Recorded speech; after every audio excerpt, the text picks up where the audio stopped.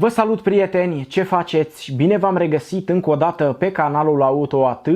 Astăzi revin pentru voi cu un videoclip nou, după cum v-am promis și îmi place să mă țin de cuvânt. Am să vă prezint niște mașini foarte interesante second hand din Germania, multe modele pe care voi ați vrut să le vedeți.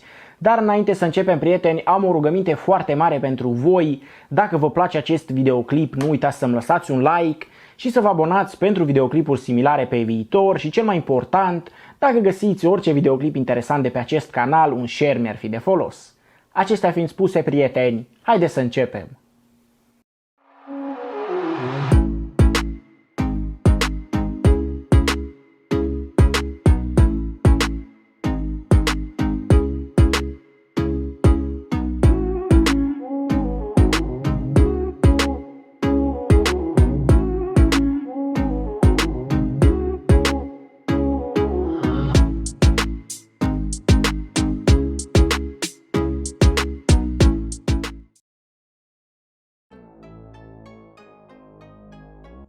Prima mașină cu care vom începe videoclipul de astăzi este un Volkswagen Golf Plus Style 6 din 2012 cu 91.000 de kilometri la bord. Motorul de 1.2 pe benzină, cutie manuală 105 cai, vine de la al doilea proprietar cu inspecția nouă. Normele de poluare sunt Euro 5, consumul este de 5,9 litri la 100 de kilometri mixt. 7,3 litri în oraș și 5,1 în afara orașului. Ca dotări, mașina are climă automată, senzor de parcare față-spate, volan multifuncțional, tempomat și încălzire în scaune, la prețul de 7.900 de euro.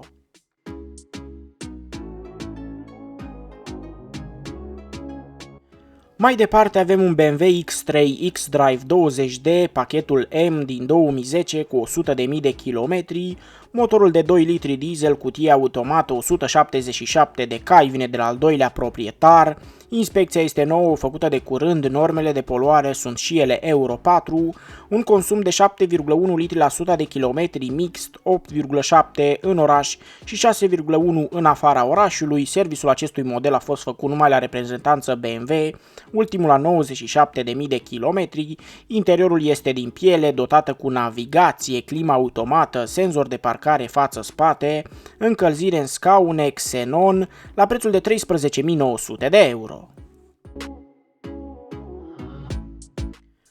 Mai departe am reușit să găsesc în acest parc auto un Volkswagen Touran Comfort Line din 2010, mașina are 7 locuri, ideală pentru familie, la bord are 100.000 de kilometri, motorul este de 1.6 TDI diesel, cutie manuală 105 cai, vine tot de la al doilea proprietar, inspecția valabilă până în luna a doua 2022, normele de poluare ale acestui model sunt Euro 5, un consum de 5 litri la 100 de kilometri mixt, 6,3 litri în oraș și 4,5 în afara orașului.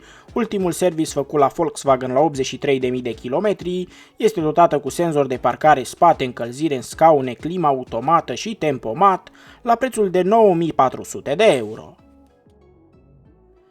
Mai departe mergem cu un BMW X1 S-Drive 18D din 2010 cu 134.000 de kilometri, motorul de 2 litri diesel 143 de cai, cutia este manuală, vine tot de la al doilea proprietar, normele de poluare sunt Euro 5, un consum de 5,2 litri la 100 de kilometri mixt, 6 litri în oraș și 4,7 în afara orașului. La fel și acest model are serviciul făcut numai la reprezentanță BMW, uleiul și filtrele schimbate, este dotată cu sistemul automat start-stop, navigație, climă automată, la prețul de 9.400 de euro. Ce părere aveți? Credeți că își merită acești bani?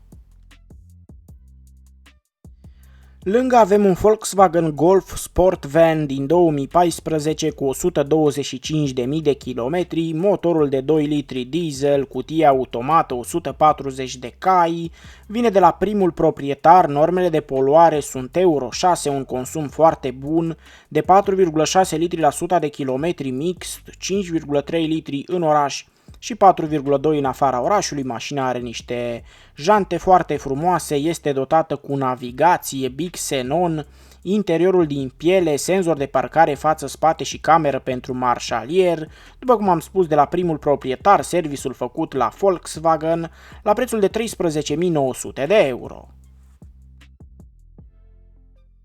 Dacă ești pasionat de mașini și vrei să fii la curent cu ce se întâmplă în Germania, nu uita să te abonezi și să dai un click pe clopoțel pentru a fi la zi cu ce se întâmplă pe canal.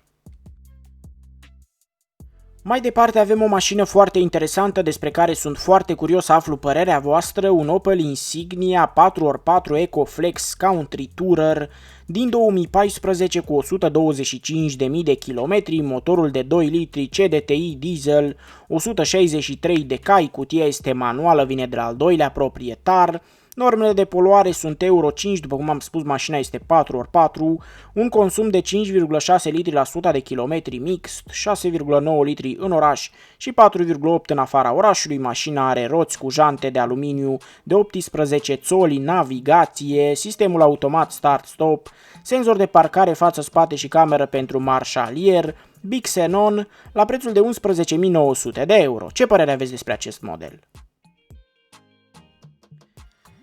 Schimbăm un pic peisajul, avem un Hyundai iX35 all-wheel drive din 2011 cu numai 58.000 de kilometri, motorul de 2 litri diesel, 184 de cai, cutia este automată în 6 trepte, vine tot de la al doilea proprietar, normele de poluare sunt Euro 5, un consum de 7,2 litri la 100 de kilometri mixt, 9 litri în oraș și 6 litri în afara orașului, este dotată cu tempomat, încălzire în scaune, senzor de parcare față-spate și navigație la prețul de 11.900 de euro. Sunt foarte curios să aflu câți dintre voi ați prefera un astfel de model în dezavantajul unei mașini nemțești. Lăsați-mi un comentariu și spuneți-mi dacă ați alege un astfel de model. Am primit foarte multe comentarii să arăt un BMW X5, de aceea vă sfătuiesc și pe voi să-mi scrieți mai jos și să-mi spuneți ce mașini vreți să vedeți pe viitor din Germania. Avem aici un BMW X5 30D de la primul proprietar din 2008 cu 171.000 de kilometri, motorul de 3 litri diesel, cutie automată, 235 de cai. Normele de poluare sunt Euro 4, un consum de 8 litri la 100 de kilometri mixt, 10,2 litri în oraș și 6,9 în afara orașului, serviciul făcut la BMW, ultimul la 162.000 de kilometri, este dotat cu interiorul din piele, head-up display, climă automată, senzor de parcare față-spate, încălzire în scaune, tempomat, Xenon, la prețul de 12.900 de euro.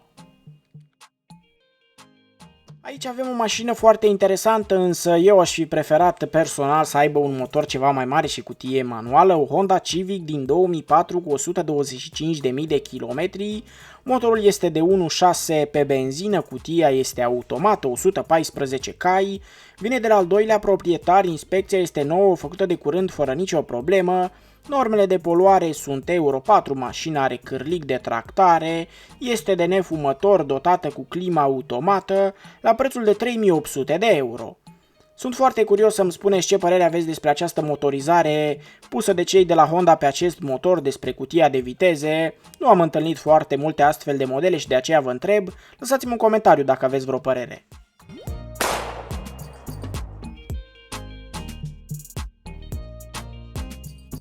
Continuăm videoclipul cu un BMW 520D Touring din 2014 cu 138.000 de kilometri, motorul de 2 litri diesel dezvoltă 190 de cai, cutia este automată, vine de la al doilea proprietar, cutia este în 8 trepte, normele de poluare sunt Euro 6, inspecția valabilă până luna 4 2022, un consum de 4,6 litri la 100 de kilometri mixt, dotată cu navigație, interiorul din piele, head-up display, senzor de parcare față-spate și cameră pentru marșalier, Big Xenon, infotainment cu Bluetooth, încălzire în scaune la prețul de 16.900 de euro.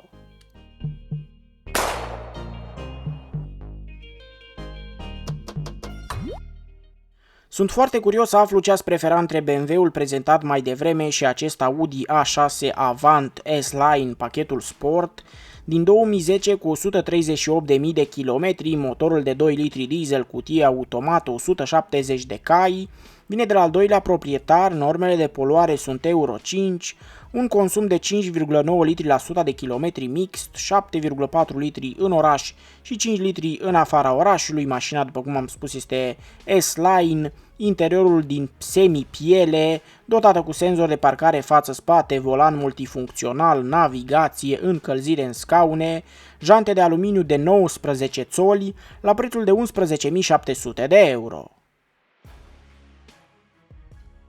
Acesta a fost videoclipul pentru astăzi, dragi prieteni, sper că v-a plăcut și sper că v-a făcut plăcere să petreceți câteva minute alături de mine. Nu uitați să-mi spuneți ce mașină v-a plăcut cel mai mult din cele prezentate astăzi și voi ce model ați alege, bineînțeles, să-mi spuneți ce mașini vreți să vedeți pe viitor din Germania. Dacă v-a plăcut videoclipul, nu uitați să-mi lăsați un like și să vă abonați pentru videoclipuri similare pe viitor și cel mai important, un share mi-ar fi de folos. Dragi prieteni, eu am fost Adelin, iar până data viitoare vă salut!